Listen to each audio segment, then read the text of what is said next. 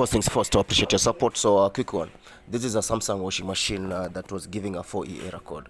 Latest models will give you 4C. 4C means the machine is taking long to pulling water. So the sensor sends communication to the motherboard that there is no water in the drum.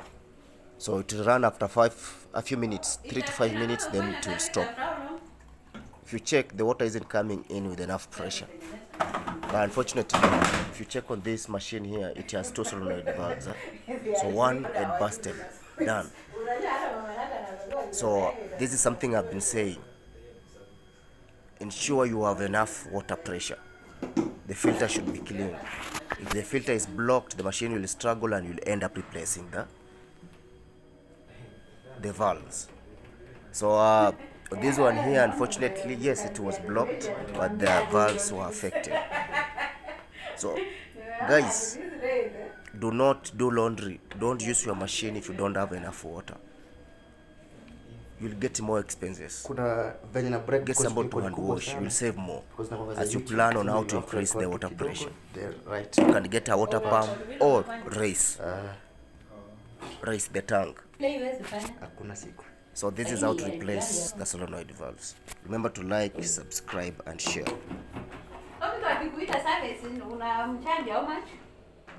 Tunafanyanga service mbili. Kuna service ya 4500 na ifunga tu ukiona.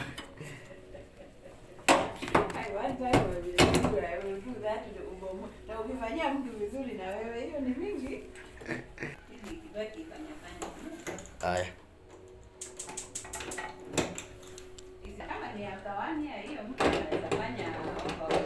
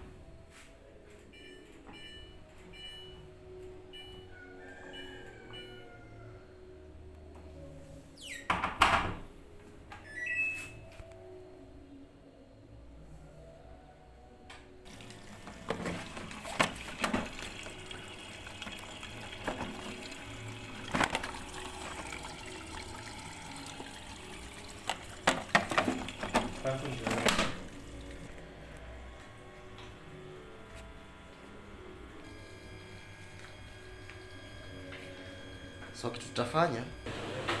Yeah, hivi tutameka ile ya black.